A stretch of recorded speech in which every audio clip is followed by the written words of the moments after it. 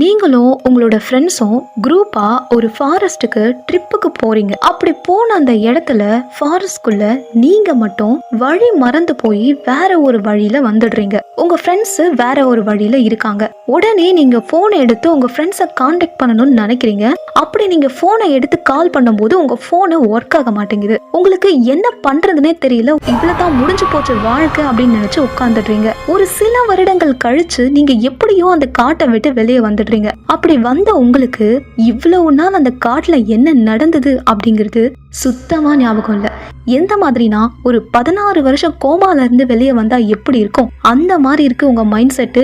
எதுவுமே ஞாபகம் இல்ல. இந்த மாதிரி பல சம்பவங்கள் மர்மமா நடைபெற்ற ஒரு காட்டை பத்தி தான் இன்னைக்கு நம்ம வீடியோல பார்க்க போறோம். இதே மாதிரி இன்னொரு காட்டை பத்தியும் இந்த வீடியோவோட மிட்ல நான் சொல்லியிருக்கேன். வீடியோவை ஸ்கிப் பண்ணாம ஃபுல்லா பாருங்க. இந்த வீடியோ சுவாரஸ்யமா இருக்கும். Welcome to team eagle.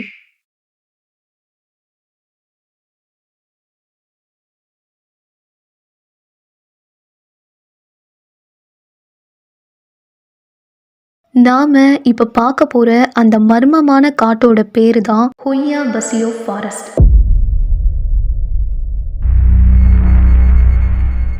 இந்த ஃபாரஸ்ட் எங்க இருக்குன்னு பாத்தீங்கன்னா ரோமானியா நாட்டுல இருக்கு. கிட்டத்தட்ட 250 ஹெக்டேர் பரப்பளவு கொண்ட ஒரு பிரம்மாண்டமான காடு அப்படின்னா இதை நாம சொல்லலாம். இந்த காட்டுக்கு ஏன் ஹொய்யா பசியோ அப்படின்னு பேர் வந்துச்சுன்னு பாத்தீங்கன்னா அதுக்கு பின்னாடி ஒரு கதை சொல்லப்படுது. ஆக்சுவலி ஹொய்யா பசியோ அப்படிங்கிறது ஒரு ஆடு மேய்ப்பாளருடைய பெயரா இருந்திருக்கு. அந்த மனிதர் தனது 50 செம்மறி ஆடுகளோட இந்த காட்டுக்குள்ள மேய்க்கிறதுக்காக போயிருக்கிறாரு. அப்படி போனவரு திரும்ப வரவே இல்லை.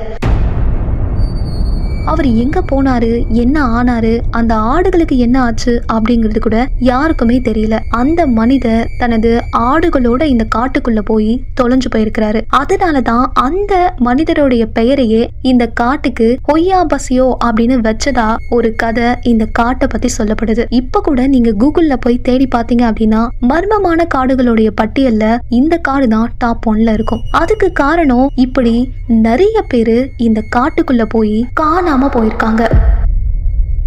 ஒரு வாட்டி 5 வயசு இருக்கக்கூடிய ஒரு சின்ன பொண்ணு அவங்க ஃபேமிலியோட இந்த காட்டுக்கு ட்ரிப் மாதிரி வந்திருக்கா. அப்படி வந்த இடத்துல அந்த ஃபேமிலியை விட்டு இந்த 5 வயசு பொண்ணு மட்டும் இந்த காட்டுக்குள்ள தொலைஞ்சு போயிட்டா. அப்படி தொலைஞ்சு போன பொண்ணு எங்க தேடியும் அவங்க பேரண்ட்ஸால கண்டுபிடிக்கவே முடியல. அப்புறம் ஒரு 5 வருஷம் கழிச்சு அந்த பொண்ணு திரும்ப இவங்களுக்கு கிடைச்சா. அவ காணாம போயிருக்கிறப்போ என்ன ட்ரெஸ் போட்டு இருந்தாலோ அதே ட்ரெஸ்ஸோட 5 வருஷம் கழிச்சு அந்த பொண்ணு உயிரோட இவங்களுக்கு கிடைச்சா. இதுல ஒரு மர்மமான விஷயம் என்னன்னா அவ காணாம போன அந்த 5 வருஷமும் இந்த காட்டுக்குள்ளதான் அவ இருந்திருக்கா. ஆனா அவளுக்கு எந்த ஒரு விஷயமும் ஞாபகத்திலேயே இல்ல. அந்த காட்டுக்குள்ள அவ என்ன பண்ணா, எப்படி வாழ்ந்தா அப்படின்னு கூட அவளுக்கு சுத்தமா ஞாபகம் இல்ல. அதே சமயம் அந்த பொண்ணோட பிரெயின்லயும் எந்த பிரச்சனையும் இல்ல. பிரெயின் நார்மலா தான் இருக்கு. இது இப்ப வரைக்குமே மர்மமா பார்க்கப்படுது. இந்த காட்டை பத்தின ஒரு மிகப்பெரிய மர்மமே இதுதான். இந்த காட்டுக்குள்ள காணாம போனவங்களுக்கு என்ன ஆகுது, எப்படி நடக்குது அப்படிங்கிறது ஒண்ணுமே தெரியாது, ஒண்ணுமே ஞாபகத்துல இருக்காது. இந்த காட்டுக்குள்ள போயிட்டு வரவங்களுக்கு ஒரு விவரிக்க முடியாத அனுபவம் எப்பவுமே இருக்கிறதா சொல்றாங்க. அது என்னன்னு அவங்களால எக்ஸ்பிளைன் பண்ண முடியல அப்படிங்கறத சொல்றாங்க. அதே மாதிரி இந்த காட்டுக்குள்ள இருக்கிற மரங்கள்லாம் பாத்தீங்கன்னா பாக்குறதுக்கே ரொம்ப பயங்கரமா பயமுறுத்துற மாதிரி இருக்கும். மரங்கள் எல்லாமே நார்மலா இல்லாம ஒரு மாதிரி வித்தியாசமாகவே நம்ம கண்ணுக்கு தெரியும். அதே மாதிரி இந்த காட்டுக்குள்ள எந்த எலக்ட்ரானிக் டிவைசஸும் வேலை செய்யாது அப்படின்னு சொல்றாங்க. அதனாலதான் இந்த காட்டுக்குள்ள நிறைய பேரு காணாம போறதாகவும் சொல்றாங்க. இந்த காட்டை பத்தின இன்னொரு மர்மமான விஷயம் என்னன்னா இந்த காட்டுக்கு உள்ள போய் நீங்க போட்டோஸ் எடுத்தா உங்க முகம் மட்டும் இல்லாம ஒரு சில டிஃப்ரெண்டான ஃபேஸஸும் அந்த போட்டோல தெரியும் அப்படின்னு சொல்றாங்க. அப்படி தெரிகிற அந்த முகங்கள் ஒரு வருடம் கழிச்சு தானாகவே அந்த போட்டோல இருந்து எரேஸ் ஆகிடுது அப்படின்னு சொல்லப்படுது.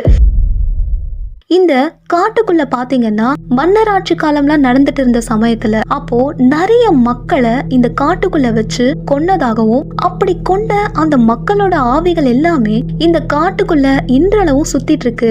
அந்த ஆவிக தான் இப்படி ஒரு பேரநார்மல் ஆக்டிவிட்டிக்கு காரணமா இருக்கு அப்படின்னு சொல்லிட்டு இந்த காட்டுக்குள்ள போயிட்டு வந்தவங்களும் இந்த காட்டை சுத்தி இருக்கக்கூடிய மக்களும் சொல்றாங்க. இந்த காட்டுக்குள்ள நீங்க என்டர் ஆனாலே உங்களால நல்லா அந்த நெகட்டிவ் எனர்ஜியை ஃபீல் பண்ண முடியும் அப்படின்னு சொல்றாங்க.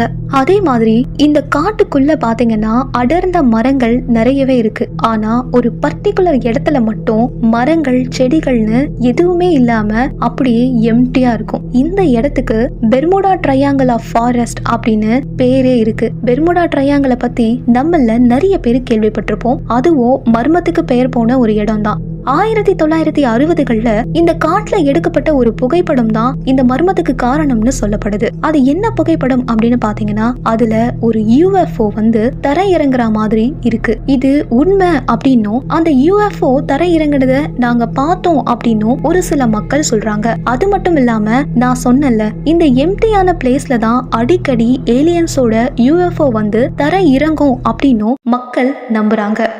இப்படி பேராநார்மல் ஆக்டிவிட்டி, UFOவோட தரையிறக்கம் அப்படின்னு கொஞ்சம் கூட மர்மத்துக்கு பஞ்சமே இல்லாத காடு தான் இந்த ஹொய்யா பசியோ காடு.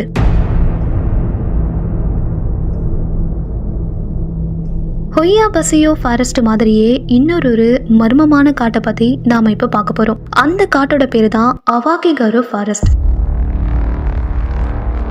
இந்த ஃபாரஸ்ட்டுக்கு இன்னொரு பேரும் இருக்கு, அதுதான் சூசைட் ஃபாரஸ்ட். நிறைய பேருக்கு சூசைட் ஃபாரஸ்ட் அப்படின்னு சொன்னாதான் தெரியும். ஒரு சில காடுகள் அதோட இயற்கை அமைப்புக்கும் சுற்றுச்சூழல் தன்மைக்கும் ரம்மியமான தோற்றத்துக்கும் புகழ் பெற்றவையா இருக்கும். ஆனா உலகத்திலேயே இந்த ஒரு காடு தான் தற்கொலை செஞ்சுக்கிறதுக்காகவே புகழ்பெற்ற ஒரு காடா பார்க்கப்படுது. இந்த காடு எங்க இருக்குன்னு பாத்தீங்கன்னா ஜப்பான் நாட்டுல இருக்கு. இந்த காட்டுல பாத்தீங்க அப்படின்னா வருடத்துக்கு 30ல இருந்து 100 பேர் வரைக்கும் தற்கொலை பண்ணி இறந்து போயிருக்காங்க. அதுவும் 2003 முதல் இந்த காட்டுல 105க்கும் மேற்பட்ட உடல்களை கண்டுபிடிச்சிருக்காங்க. நூற்றுக்கணக்கான மக்கள் இந்த காட்டை செலக்ட் பண்ணி இங்க வந்து சூசைட் பண்ணி இறந்து போயிருக்காங்க. அதனால இறந்து போனவங்களுடைய ஆவி இந்த காட்டுல இருக்கிறதா நம்பப்படுது. நீங்க சோகமாகவோ இல்ல குழப்பமான மனநிலையிலோ இந்த காட்டுக்குள்ள போனீங்க அப்படின்னா கண்டிப்பா ஏற்கனவே இறந்து போன மக்களுடைய ஆத்மா உங்களை தற்கொலைக்கு தூண்டும் அப்படின்னு இங்க இருக்கக்கூடிய மக்கள் சொல்றாங்க.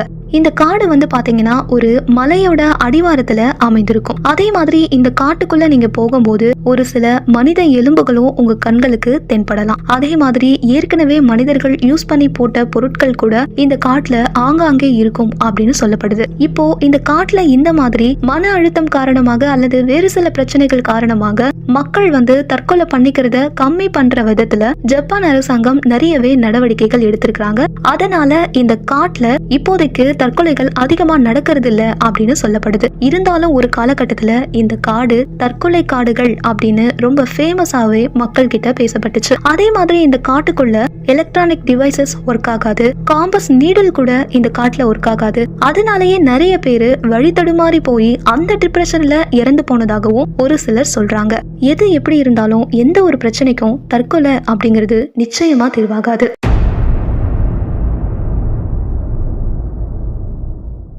இன்னைக்கு நம்ம சேனல்ல பார்த்து இந்த மர்மமான 2 காட்டை பத்தின உங்களது கருத்துக்களை மறக்காம கமெண்ட் செக்ஷன்ல சொல்லுங்க.